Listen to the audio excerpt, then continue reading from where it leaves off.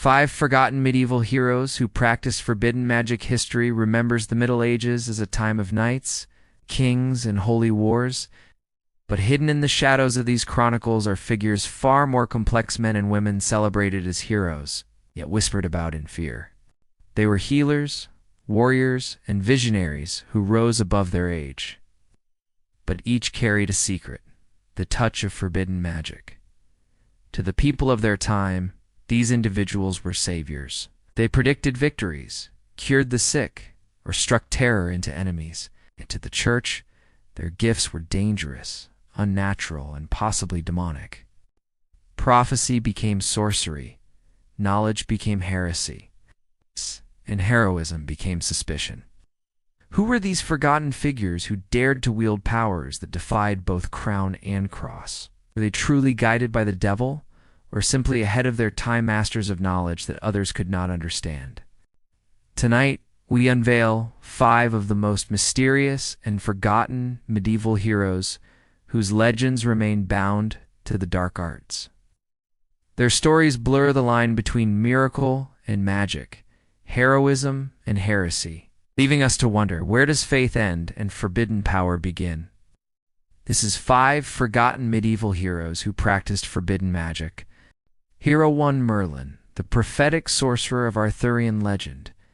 When it comes to medieval heroes entangled with forbidden magic, none is more iconic than Merlin, immortalized in the legends of King Arthur.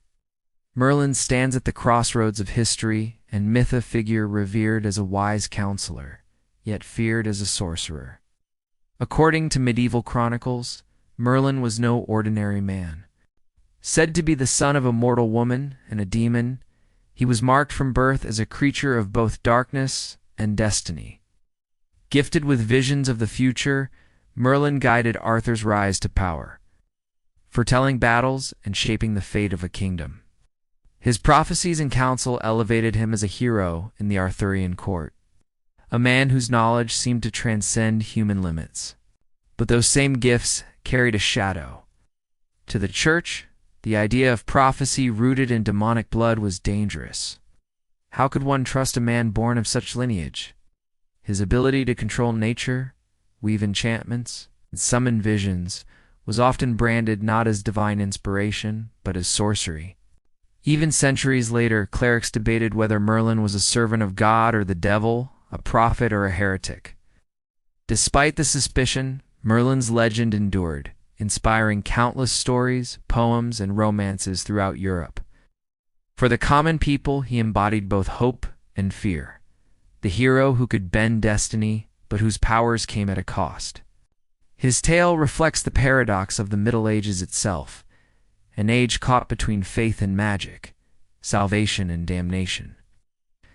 Merlin remains a timeless reminder that even the greatest heroes of legend could never escape the shadow of forbidden power. Hero 2: Roger Bacon, the scholar who dared to see beyond while Merlin belongs to the realm of myth. Roger Bacon was very real, a 13th century English friar whose brilliance earned him both admiration and suspicion.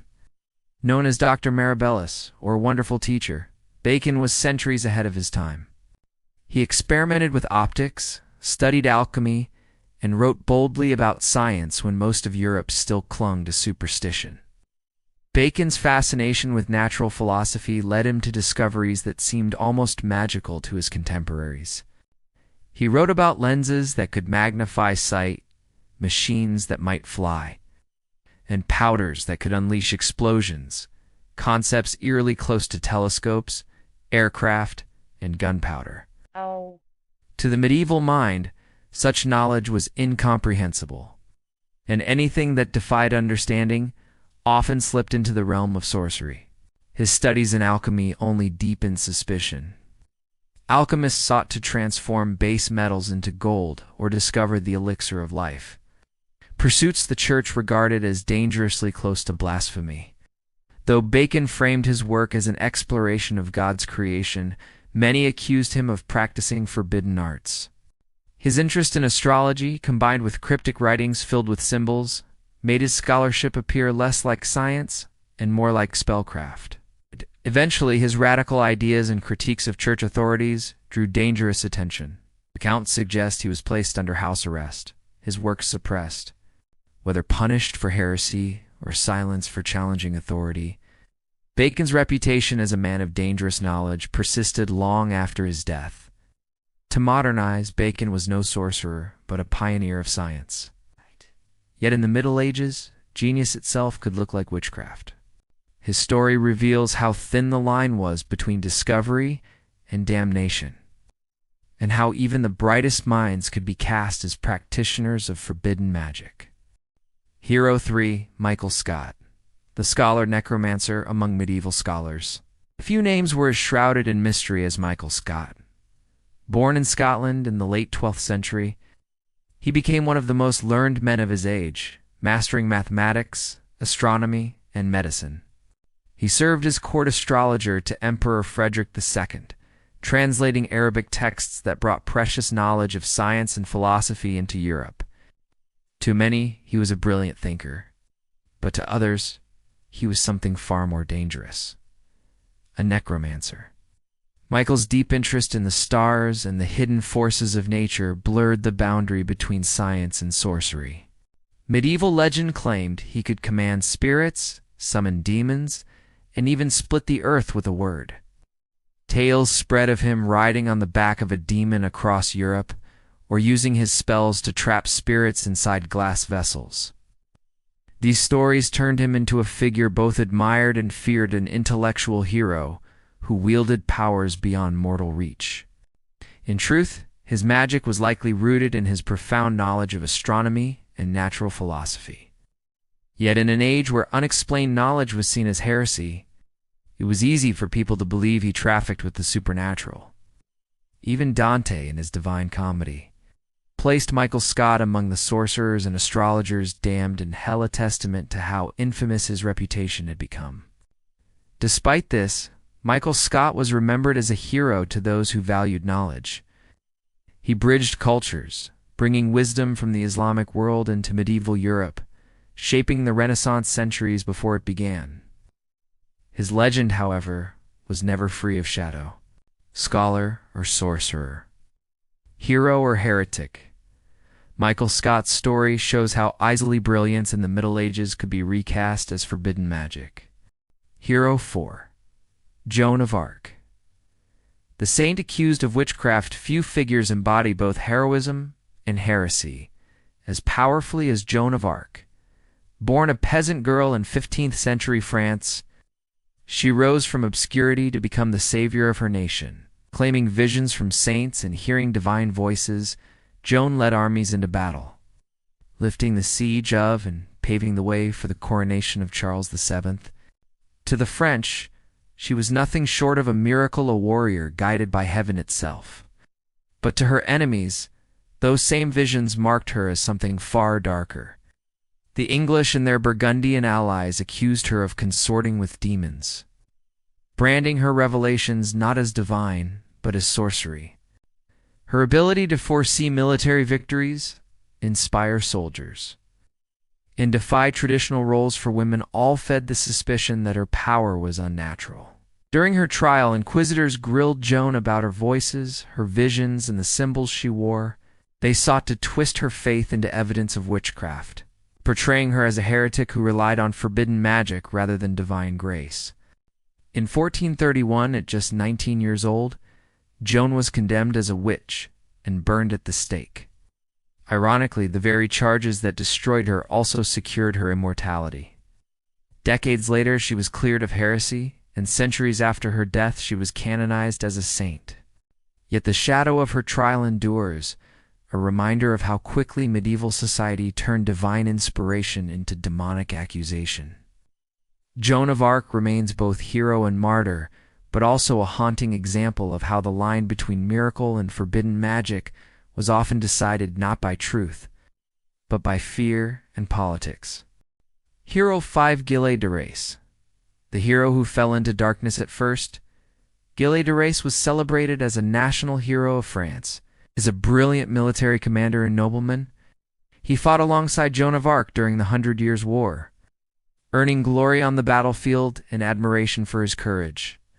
His name was once spoken with pride, a symbol of loyalty and valor, yet his story did not end in triumph. Instead, it became one of the darkest cautionary tales of the Middle Ages. After Joan's death, Gilles withdrew from military life and turned his attention to wealth, power, and pursuits far removed from honor. Whispers spread that he had squandered his fortune on alchemy and occult studies, desperately seeking the philosopher's stone and the secrets of immortality. He allegedly employed magicians and sorcerers, commanding them to summon demons and conduct forbidden rites within his castles. But the rumors did not stop there. Gilles was later accused of unspeakable crimes, ritual murders of children offered in twisted ceremonies meant to secure power from the devil himself. Whether every charge was true or exaggerated by enemies, his reputation collapsed under the weight of horror. By 1440, he was arrested, tried, and executed for heresy, witchcraft, and murder. The transformation of Gilles de Rais from war hero to infamous figure illustrates the perilous line medieval society drew between greatness and damnation. He began as a defender of France, but history remembers him as a cautionary legend, man whose pursuit of forbidden magic led him from heroism into the abyss. Even now, his story unsettles us, blurring the boundary between ambition, madness, and the terrifying allure of the dark arts. The Middle Ages gave rise to knights, kings, and saints, but also to figures whose legacies walked the razor's edge between heroism and heresy. From Merlin, the prophetic sorcerer of legend, to Roger Bacon, whose brilliance blurred the line between science and sorcery. From Michael Scot, the scholar rumored to summon spirits, to Joan of Arc, the saint who was once condemned as a witch. And finally, Gilles de Rais, the war hero who descended into darkness. Each of these figures reveals how fragile the boundary was between faith and forbidden power. For their followers, these men and women were heroes, wielding knowledge or gifts that could inspire armies, save lives, or shape destinies. Yet to their enemies, and often to the church, they were heretics, accused of trafficking with the devil, condemned for daring to practice what could not be understood. Their stories remind us that in the Middle Ages, fear and suspicion often defined how history was written. Even now, their lives fascinate and terrify us, because they embody a timeless truth. Humanity's hunger for power, knowledge, and destiny is always shadowed by the fear of the forbidden. Were these heroes truly guided by dark forces, or simply misunderstood visionaries ahead of their time? The answer lies forever between history and legend. If you enjoyed this journey into the forgotten shadows of the past, don't forget to like this video, share it with those who love dark history, and subscribe to Whispers Through Time.